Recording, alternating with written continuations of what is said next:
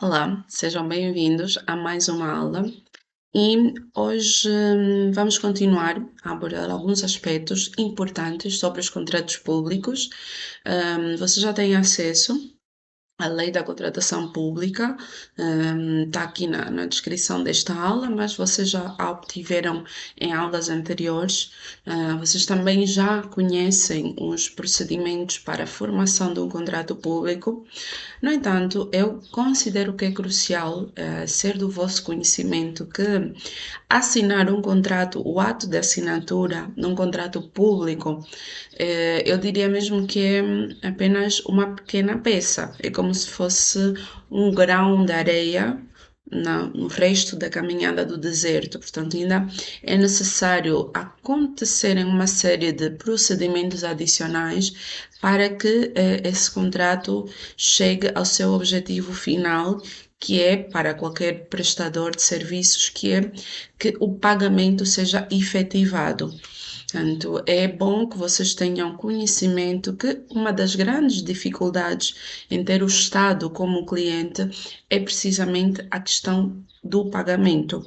Portanto, é um aspecto muito sensível e é crucial que vocês entendam como é que funcionam todas estas vicissitudes para se conseguirem prevenir, não digo evitar situações de atraso, mas pelo menos colocarem do vosso lado, enquanto gestores de uma empresa, colocarem da vossa parte o máximo de esforços para que o pagamento num contrato público não venha a ser um problema. Ok? Então, a primeira coisa que eu gostaria que vocês entendessem é que, depois do ato de assinatura do contrato, ainda haverá necessidade desse contrato ser cabimentado e haverá necessidade de que esse contrato entre dentro do orçamento do Estado para esse ano e ainda será, em alguns casos, necessário que esse contrato obtenha o visto do Tribunal de Contas. Ok? Começando aqui pela questão da cabimentação do contrato e pela questão do o contrato entrar no orçamento do Estado. Em termos muito diretos, não é? Sem eu vos dar muitas voltas, a cabimentação nada mais é que a entidade pública que assina um contrato vai, no fundo, atestar que não só que esse contrato estava na planificação, que esse contrato foi orçamentado, ou seja, consta do orçamento do Estado, portanto, todos os anos é publicado o Orçamento Geral do Estado. Se o vosso contrato, para, digamos assim, para estar em bom rumo, é importante que se consulta o Orçamento Geral do Estado, que ele vai ter lá milhares de rubricas e milhares de serviços que vão ser contratados nesse ano em específico. É necessário que se procure ali, em todas aquelas linhas, tem que estar o vosso contrato, ou seja, tem que estar dentro do orçamento do Estado. Esta é a primeira vicissitude que tem que ser enfrentada. Se não estiver no orçamento do Estado para esse ano, aqui já temos um problema. Okay? Porque ou das duas uma, ou a entidade que vai vos contratar vai tentar solucionar fazendo outros ajustamentos, ou então vão ter que esperar, aguardar até a publicação do próximo orçamento do ano, ou seja, no ano seguinte, para isto entrar dentro do orçamento do Estado. Caso contrário, o Estado, se vos pagar e estes valores não estiverem orçamentados, estaremos aqui por um problema mesmo de legalidade. Okay? Admitindo que o contrato já foi assinado, o contrato já foi orçamentado, ainda assim vai ser necessário que esse contrato seja cabimentado. Okay? E eu vou tentar explicar da forma mais simples. Cada ministério ou cada entidade pública por ano, dentro do orçamento, no fundo, essa entidade vai lhe ser disponibilizada, a esta entidade vai lhe ser disponibilizado um determinado valor. Imaginem, determinado ministério tem um valor no seu orçamento de $1 milhão, okay? Que ele tem disponível para gerir os seus contratos. Quando esse organismo ministerial fizer a cabimentação, ele tem que dizer desse milhão que vai receber, o que é que ele vai, qual é o montante exato que ele vai destinar para o pagamento do vosso contrato, aqui no nosso exemplo, ok? Claro que, por exemplo, imaginem que é um contrato de longa duração, não será expectável que o contrato seja pago no mesmo ano. Ou seja, se calhar só vai ser pago metade do contrato, ou 40, uma porcentagem do valor desse contrato, mas é necessário que o Estado faça a capimentação, ou seja, que descreva em detalhe qual é que vai ser o montante exato, ou pelo menos a porcentagem do contrato que vai ser pago esse ano. Okay? Portanto, isto aqui já temos aqui três desafios que têm que ser superados. Portanto, o primeiro deles é quatro desafios. Portanto, o primeiro é o procedimento contratual, admitindo que foram escolhidos depois de submeterem o vosso procedimento contratual, promover a assinatura de contrato, depois assegurar que o contrato está orçamentado e que está cabimentado dentro do Orçamento Geral do Estado. Ok? A partir daqui, temos que focar todos os esforços para um outro procedimento adicional. Tem a ver com obtenção do visto de Tribunal de Contas. Portanto, o nosso legislador nos diz que, em função do valor, os contratos devem ser submetidos para a fiscalização preventiva do Tribunal de Contas. E esta fiscalização preventiva é importante que aconteça porque a sua falta, ou seja, se é um contrato público, se tem determinado valor e não tem o visto do Tribunal de Contas, então não é um contrato elegível ainda para pagamento, ou seja, ainda não se observaram todos os procedimentos legais para que esse contrato seja pago. Então, é necessário também que vocês tenham, diria assim, esta expertise, não é? Esta sensibilidade que não basta assinar o contrato, também é necessário que esse contrato, se o valor assim o ditar, que esse contrato obtenha o visto do Tribunal de Contas. Okay? Sobre o Tribunal de Contas, muitas vezes não está muito claro e por isso vamos falar um pouco sobre como é que acontece este processo na prática. Primeiramente, a primeira pergunta que tem que estar bem clara no vosso espírito é: quem submete o processo para obtenção do visto no Tribunal de Contas? O Tribunal de Contas é um tribunal que, por defeito, só vai dialogar com a entidade pública, porque a função do Tribunal de Contas é fiscalizar os contratos públicos, ou seja, os contratos de entidades públicas. Ou seja, quem vai ter a legitimidade de submeter o processo e conduzir o processo não é a empresa particular, a empresa privada, e sim a entidade pública que contratou a empresa privada. Espero que não esteja muito confuso. Portanto, a nível de submissão do processo, nunca a entidade privada, é sempre a entidade pública que contratou e que promove este processo junto do Tribunal de Contas. No entanto, a vossa, digamos assim, intervenção enquanto empresários privados será em facilitar que o processo tenha todas as condições para a sua submissão. E o que é que eu quero dizer com isto? Existe um leque de documentos que têm que ser submetidos que a entidade pública vai vos solicitar. Então, quanto mais completa for dada esta informação, digamos que indiretamente vocês estão a facilitar para que o vosso processo junto do Tribunal de Contas corra de uma forma mais tranquila. Ok? Outro ponto importante é a morosidade. Portanto, estamos a falar de tribunal, muitas vezes as pessoas ficam nervosas porque não é tribunais tradicionalmente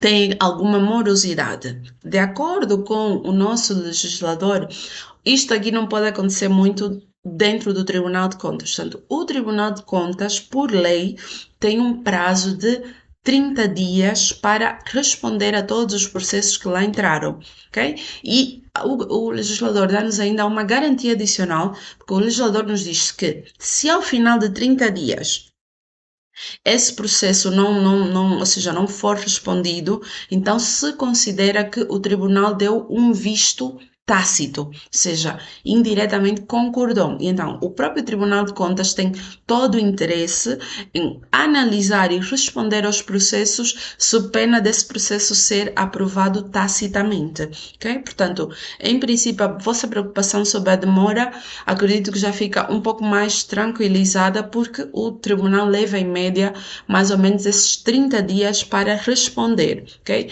Muitas vezes a morosidade que se verifica nem é tanto do tribunal, e sim da entidade pública, não é? Que às vezes não tem a capacidade de receber a resposta do tribunal e, enfim, ter a agilidade, não é, de falar com o tribunal e falar com a entidade privada que contratou. Okay? Outro ponto importantíssimo, se não mesmo o mais importante, é o que é que acontece se um determinado contrato, a lei exige que tenham visto, mas não obteve o visto do Tribunal de Contas. É muito simples. Esse contrato não tem as condições legais exigidas para ser pago.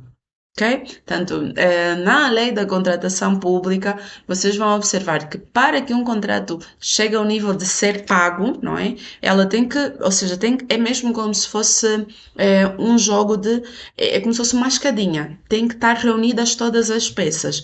Falta uma peça, o contrato não tem condições para ser pago. Ok? Lembrando que, imaginem, quem paga o contrato e promove os pagamentos não é a entidade pública que vos contratou. Normalmente isto aqui já há-se um desfazamento, porque isto acontece já a nível do Ministério das Finanças. Isto estou a explicar de uma forma muito simplificada, mas só para vocês entenderem, o Ministério das Finanças, quando recebe então o pedido para finalizar e fazer um determinado pagamento, ele não vai ter capacidade de perceber toda a conversa por detrás. A única coisa que ele vai é fazer uma checklist. Tem o contrato assinado? Tem. Está cabimentado? Está. Está no orçamento do Estado? Está. Okay? Tem o visto do Tribunal de Contas? Perfeito. Não é? Promove o pagamento, não é? Ou pelo menos envia os esforços para a promoção do pagamento. Não tem o visto do Tribunal de Contas, então simplesmente volta para trás o processo e passa à frente o próximo, não é? Portanto, tenham atenção que o visto do Tribunal de Contas é determinante. Portanto, como eu vos disse, enquanto particulares não podem ter uma intervenção muito ativa neste processo, porque não é com vocês que o Tribunal conversa, mas, como eu disse, podem facilitar este processo organizando de antemão a documentação da empresa, que no fundo é sobre ela que vai incidir a análise do Tribunal de Contas. Okay? E que documentação é esta que eu estou-me a referir para a obtenção do visto do Tribunal de Contas? Lembrando que toda a legislação relevante do Tribunal de Contas também está aqui na descrição da aula, por isso vocês também podem consultar melhor a legislação sobre o Tribunal de Contas. Mas vamos então aos documentos que rapidamente vocês vão ver que são os documentos da empresa. Em primeiro lugar, tem que ser dada uma garantia. Em muitos casos é solicitado uma garantia de boa execução do valor do contrato, na ordem dos 5%. Okay? E isto acontece muito quando são contratos na área da construção civil. Portanto, é solicitado uma garantia no valor de 5% do valor do contrato, que, como vocês podem imaginar, dependendo do valor desse contrato, estaremos a falar de um valor considerável. Okay? Há aqui algumas soluções que a lei da contratação pública permite para se cumprir com este requisito de garantia de boa execução do valor do contrato, que é, em vez de ser apresentado isto em numerário, ou seja, em vez da empresa entregar este valor, a empresa pode, por exemplo, em alternativa, fazer uma coisa que se chama muito de seguro caução. Okay?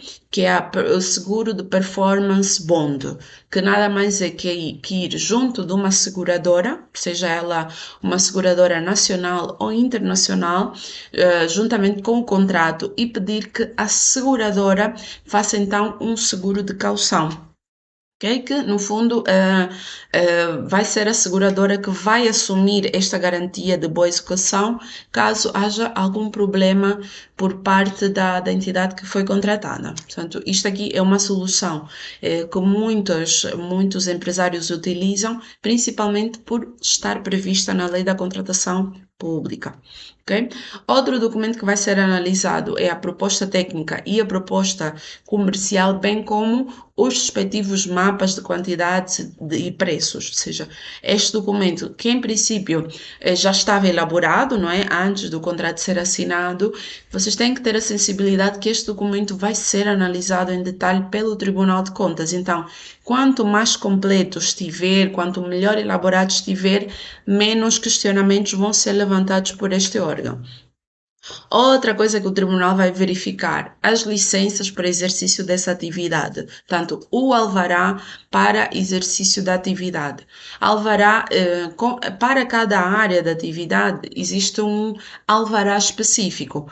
Por exemplo, imaginem que, ainda no âmbito da área da construção civil, quem vai realizar trabalhos de obras, não é? Tem que obter um alvará para obras. Quem vai fazer, por exemplo, trabalhos de fiscalização da empreitada, já não vai ser um alvará de obras, vai ter que obter um alvará para trabalhos de fiscalização de empreitadas. Ou seja, cada setor de atividade precisa de alvarás específicos. E isto, o Tribunal de Contas também não passa, não passa à frente. Portanto, faltando o alvará, é motivo para o processo voltar para trás. Okay? Outros documentos, que é o estatuto da empresa e a certidão de registro comercial, já é mais tranquilo, não é? Em princípio, a empresa tem. O cuidado que tem que ser tido é que convém que esta documentação esteja atualizada, principalmente a certidão do registro comercial. Ou seja, convém que na certidão do registro comercial já estejam, por exemplo, as últimas atualizações que aconteceram na empresa, e convém também que a certidão do registro comercial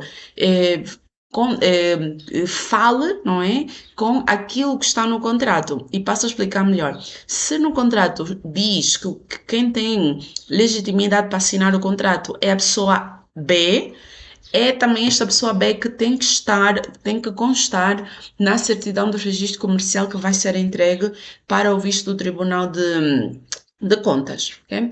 Outro documento que, por vezes, acaba por criar algumas dificuldades aos empresários, que é a demonstração dos resultados dos últimos 3 anos. E quando eu digo que este documento cria dificuldades principalmente para aquelas empresas que não têm como cultura ter já a documentação da empresa, a documentação contabilística devidamente organizada. Ou seja, imaginem que a empresa não fez, tem atividade, tem os seus lucros, mas não fez não fez o fecho das contas dos últimos 3 anos. Então, isto aqui vai dar um pouco de trabalho, porque a empresa vai ter que correr, vai ter que fazer isto em cima do joelho para conseguir demonstrar, não é, que fez o fecho das contas dos últimos 3 anos. Okay?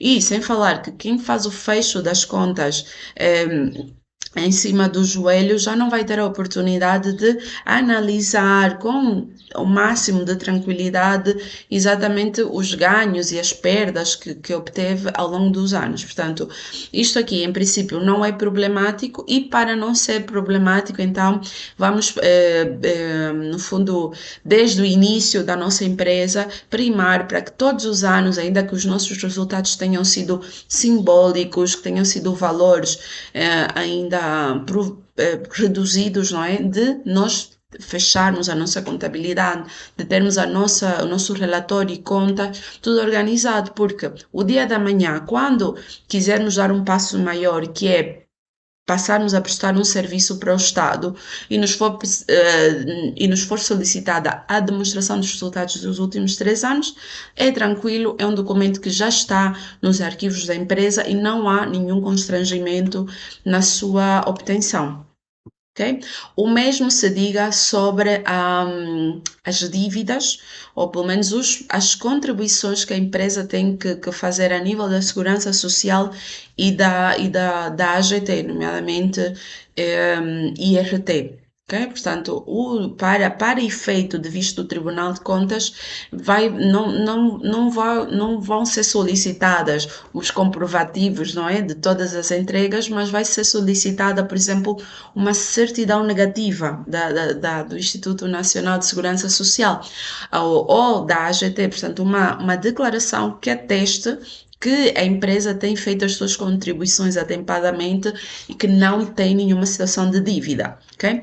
Novamente, é um documento que parece simples, não é? É só ir à AGT ou só ir à Segurança Social, mas se a empresa tiver ali alguma coisa mal resolvida, não vai obter essa documentação, não vai obter a declaração, vai ter que correr para regularizar os pagamentos e só depois obter então esta certidão negativa ou certidão de não dívida. Portanto, como vocês veem, parece que é simples, mas nem tanto. Okay?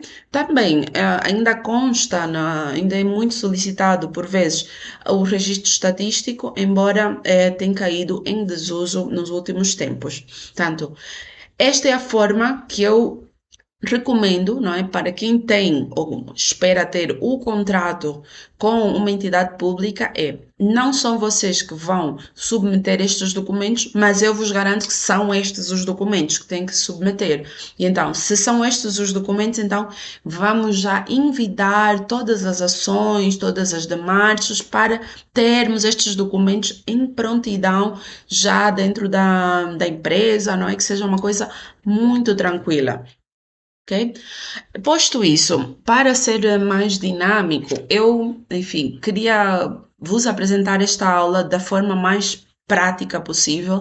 Então, eu trouxe-vos aqui um exemplar de um visto do Tribunal de Contas, de um processo meu, mas, como vocês podem entender, tem algumas partes, não é, que foram cortadas por questões de confidencialidade. Espero que desde já me deem o desconto, mas o importante para efeitos desta aula é vocês terem contacto com a estrutura de um visto do Tribunal de Contas, ok? Portanto, normalmente este é o cabeçalho do documento.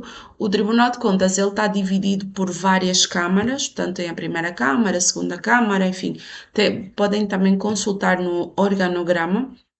E normalmente é esta a estrutura do documento, portanto, a estrutura é do género: a primeira Câmara do Tribunal de Contas, em sessão diária, da data X, apreciou um processo registrado e atuado, submetido pelo Ministério XPTO, para efeitos de fiscalização preventiva, aquilo que tínhamos falado no início, cujo objeto, valor, partes e prazo abaixo se descrevem. E aqui começa, que eu não vou vos expor porque isto é um documento que tem mais ou menos umas 10 ou 12 páginas, mas aqui começa uma descrição de todos estes pontos do contrato, ou seja, os objetos, os valores, as partes, os prazos de execução. O tribunal descreve em bastante detalhe todos estes pontos.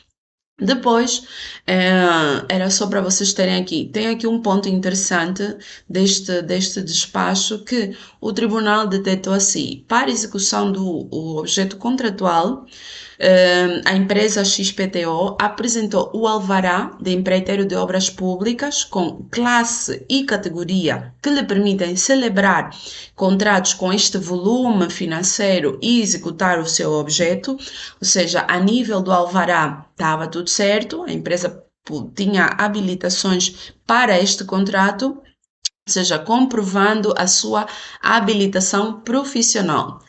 Porém, anotem isto, o mesmo está com o período de validade vencido, ou seja, o alvará estava caducado. Portanto, como eu vos disse, o Tribunal de Contas tem mesmo a função de passar um pente fino. ok? Até mesmo nas coisinhas que nós achamos que poderão passar, em princípio não passa. O trabalho do tribunal é mesmo fazer esta análise. Então, isto ficou também neste despacho, ok? No final, são ditas mais coisas, mas eu queria vos só mostrar a parte final para vocês verem como é que é concedido o visto. Portanto, a decisão final do tribunal é: pelo exposto, decide-se em sessão diária de visto conceder o visto ao contrato em apreço, com fundamento no artigo 66 da Lei 13/10, por se tratar de despesa cabimentada. Lembre-se, falamos de cabimentação, em harmonia com o Decreto 1/15 sobre as regras de execução orçamental. Okay?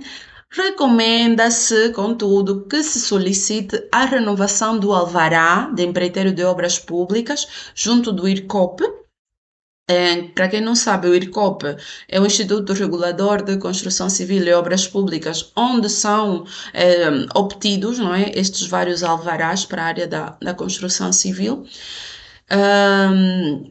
E, portanto, e depois termina dizendo que são devidos emolumentos, notifique-se, e tem então a assinatura dos vários juízes conselheiros, que também não é relevante para nós aqui mostrarmos. Portanto, neste exemplo que eu aqui vos trouxe, vocês viram que o tribunal concedeu o visto, não é? Mas com alguma ressalva que esta empresa precisou ainda de correr para ir renovar o seu alvará de obras públicas, ok?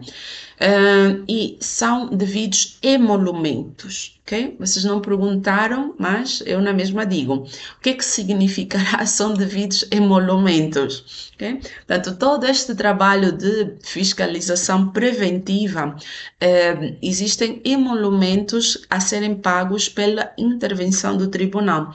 E estes emolumentos são pagos pela entidade que foi contratada, ou seja, normalmente serão pagos pela entidade privada, é que paga os emolumentos do Tribunal de Contas. E então, em termos práticos, como é que isto vai se processar? O tribunal vai emitir este despacho, não é? Que muitas vezes a entidade privada tem acesso a este despacho, não é? Depois, junto com este despacho, vem uma carta oficial. Esta carta é uma cópia da carta que o tribunal enviou para a entidade pública. Então, a entidade pública vai, por sua vez, vos mandar o processo, não é?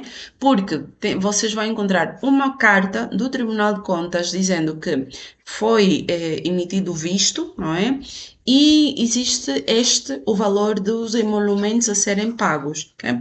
Normalmente o valor dos emolumentos do Tribunal de Contas são em torno de 1% do valor do contrato, seja parecendo que não, também é um valor considerável, ok? Mas, como eu digo aqui, neste nosso curso nós estamos a aprender mesmo ferramentas práticas para cada um dos problemas. Eu também vou partilhar aqui com vocês soluções para esta questão dos emolumentos, porque muitas vezes o valor dos emolumentos vão ser num valor considerável. Portanto, a própria lei do Tribunal de Contas tem ali uma linha pequenininha que permite que a entidade privada, no caso, faça uma carta, apesar dela normalmente não comunicar muito com o Tribunal de Contas, ela pode fazer uma carta, uma exposição diretamente ao Tribunal de Contas, pedindo, ou seja, solicitando uma redução do valor dos emolumentos. Portanto, isto aqui é muito interessante, vocês saberem que tem esta possibilidade. Eu, inclusive, trouxe aqui um exemplo, não é, do que seria o requerimento. Portanto, o requerimento seria algo do género: excelentíssimo senhor contador-geral, vimos pela presente, à luz do artigo 11 do decreto 2401 de 12 de abril, não é? À luz deste artigo, em princípio serão devidos ao tribunal, no processo de fiscalização preventiva, emolumentos na ordem de 1% do valor do contrato. Está. Mas aqui nós podemos utilizar vários, enfim, argumentos, não é? Eu aqui neste exemplo pus um argumento do gênero. O contrato em análise, pela sua dimensão, pela sua complexidade técnica, pela sua duração, é suscetível de alavancar bastante o valor dos emolumentos. Face ao acima exposto, e considerando que a execução do contrato é de elevado interesse, ou seja, até podemos pôr interesse nacional, de alguma forma, e utilizando a prerrogativa do número 2 do artigo 4º do Decreto 2401, que é o tal que fala da redução do valor dos emolumentos, vimos pela presente, respeitosamente, solicitar uma redução de X% do valor dos emolumentos devidos ao tribunal. Portanto, como eu digo, em direito, a beleza do direito é que tudo, não é, tem uma solução. E esta questão dos emolumentos eu também não poderia deixar de partilhar com vocês, porque considero que também é uma possibilidade bastante válida e nem sempre se divulga da forma, de uma forma massificada.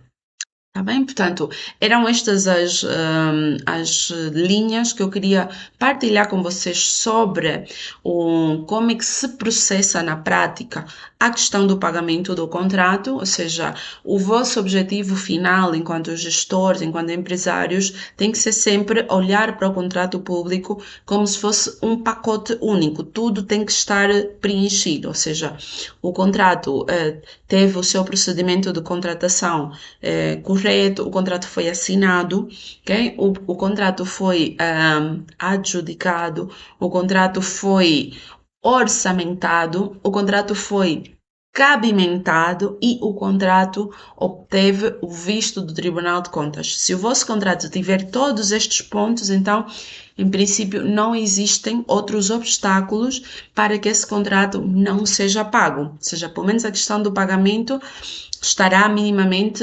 encaminhada. Ok? Lembrando também que nas situações, que há muitas situações em que falta um destes elementos, muitas são as vezes em que esta discussão pode levar mesmo bastante tempo. Portanto, muitas vezes este impasse pode mesmo levar alguns anos a se resolver, ou seja, a questão de o Estado não faz o pagamento. Portanto, há muitas vezes em que o Estado não faz o pagamento por falta de disponibilidade do Estado de alguma forma, mas há muitas circunstâncias em que o Estado até tem alguma disponibilidade, mas não faz o pagamento pela falta desses elementos. E eu posso também vos adiantar que, se isto for uma coisa que se arrastrar demasiado no tempo, o vosso contrato poderá ser colocado num limbo chamado dívida pública. Okay? Que dívida pública é assim, digamos assim, um buraco negro, não é? Onde o contrato é colocado sem nenhuma certeza, pelo menos em termos de datas, quando é que esse pagamento vai ser efetivamente realizado, o que imediatamente pode colocar essa empresa numa situação financeira muito complicada, principalmente quando já realizou o serviço ou já forneceu então o respectivo bem. Bem? Se tiverem dúvidas sobre este tema, não sintam-se à vontade, podem deixar no grupo da turma. Não se esqueçam também de descarregar a legislação de suporte que está aqui na descrição do vídeo e nos encontramos já na próxima aula.